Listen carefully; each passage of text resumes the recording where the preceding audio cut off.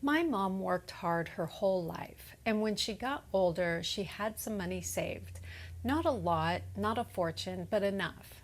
Enough to travel and to enjoy herself. But she didn't want to spend it. Not because she didn't want the experiences, but because she wanted to leave something behind for me and my brother. That was the plan she'd carried for decades. You save, you protect, you pass it on. That's what a good mother does. And I remember telling her, Mom, we're fine. My brother is fine. We both have jobs. We manage our money. We're adults. This money is yours. You earned it. Please spend it. It took some convincing, but she did. She started traveling more. She spent more on things that brought her joy. And she is so glad she did. I think about that a lot now that I'm in my own retirement. Hi, I'm Michelle, and on my channel we talk about creating a peaceful, confident life after 50, especially if you're living alone, traveling solo, or navigating retirement. Today I want to talk about the inheritance guilt, the feeling that spending your own retirement money on your own life is somehow selfish, where it comes from, and why it's costing you. Here's the story a lot of us grew up with. You work hard, you save, you build something, and when you go, you leave it to the people that you love. That's responsible, that's generous, and that's what good parents do. And I understand where it comes from. A lot of our parents and grandparents lived through real financial hardships. For them, leaving something behind wasn't a symbol. It was an actual lifeline. It was love in the most practical form they knew. But most of us who are retiring now aren't in that situation. And more importantly, our kids aren't in that situation either. And yet we've absorbed the feelings, the guilt, the obligation, the sense that protecting the money is the loving thing, without necessarily inheriting the circumstances that made that belief make sense in the first place. Watching my mom make that shift from protecting to actually living taught me something I didn't fully understand until I was in my own retirement. I had to convince her, I had to say out loud, your kids are fine. We have our own financial lives. We don't need you to sacrifice your happiness to leave us something that we don't actually need. And once I said it, once she heard it, there was this visible relief. Like she'd been waiting for permission that was never going to come unless someone gave it to her directly. She started taking trips that she had put off. She spent on herself without the gnawing guilt. And now when we talk about it, she says she's so glad she listened. I think about the version of my mom who didn't take those trips, who held on and held back and left a larger balance for two adult children who were already fine. And I think, what would that have cost her? Not financially, in life, in experiences, in the feeling of finally enjoying what she had worked for. I don't want that for myself. My kids are doing well.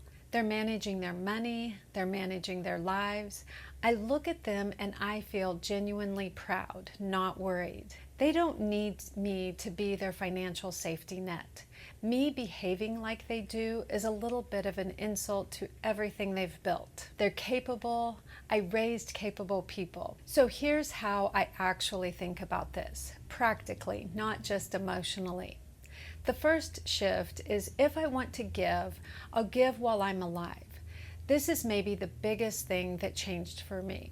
If one of my kids hits a moment where money from me would genuinely make a difference, help in an unexpected crisis, or when a gift would actually land with meaning, I want to be there for that, present, intentional, and watching it matter.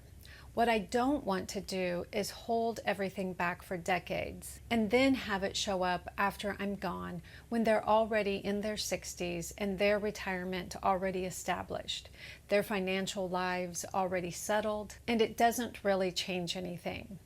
Money given at the right moment in someone's life is worth so much more than the same money arriving too late to matter. So I'm not anti-giving, I'm anti-waiting for the worst possible moment to give. The second shift is the experience window is real. A dollar I spend at 63 is worth more than a dollar I spend at 83, not as an investment calculation, as a lived experience.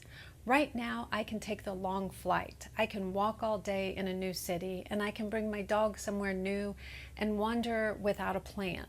I have the energy and the health and the curiosity to actually absorb an experience. That window is real. Acknowledging it isn't being morbid. It's being honest about the math that actually matters. The third shift is self-sufficiency is the inheritance. I said this to my mom, and I believe it for myself. The best thing I can give my kids is a mother who is okay, who is not a financial or an emotional burden, a mother who has a life she enjoys and who is not slowly depleting herself and then needing rescuing in her 80s because she spent her good years hoarding instead of living. When I take care of my health, when I invest in experiences that keep me curious and alive, and when I build a life that sustains me, that is a gift to them. It just doesn't look like a check. And the fourth shift is the money was always mine. This sounds obvious. I saved this money, I made choices, I built a life with less overhead so I could have more freedom. I did all of that work, and the point of it was to have a peaceful, enjoyable retirement where I own my time. That was always the point. The money was for this, not for a balance sheet that outlives me. Sitting on it while I wait and hold back isn't wisdom. It's just postponing the point indefinitely. I live in a one-bedroom apartment that I love, and my furniture is mostly thrifted and from antique stores. That's genuinely my taste, not deprivation. I drive an old car that is paid for, and I have 2 years of expenses in a high-yield savings account and a long-term portfolio that I don't touch. I have small income streams that I enjoy, my Etsy shop, my children's books, this YouTube channel, and I'm okay. And within that security, I spend on the things that fill my life. Slow travel, experiences with my grandkids, cook good food at home, time in new cities, the things that make my days feel like mine. Not because I don't love my kids, because I do, and because I trust them. There are some people this doesn't work for. If you have a child who is genuinely struggling, has health issues, a disability, or circumstances that mean that they will need ongoing support, the picture is different.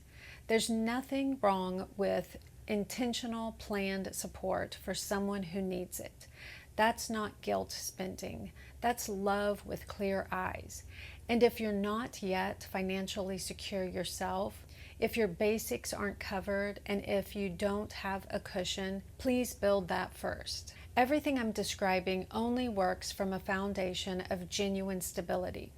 What I'm pushing back on is the unconscious version of this. The holding back that runs on an old story never examined. The sacrifice no one asked for. The guilt that shows up every time you consider spending on yourself dressed up as responsibility. My mom used to feel guilty spending her own money on her own life. I had to tell her, you earned this. We're fine, go live. And she did, and she's happy she listened. Your kids, if they're doing well, if they're capable, and if they're managing their lives, they don't need you to quietly deprive yourself, so there's a larger number waiting for them someday. What they need is to see you okay, happy, present, and living the life that you've built. That's not selfish. It's the whole point. Tell me in the comments, do you feel this? Has the inheritance guilt ever stopped you from spending on something that would have genuinely made your life better? Thank you so much for watching.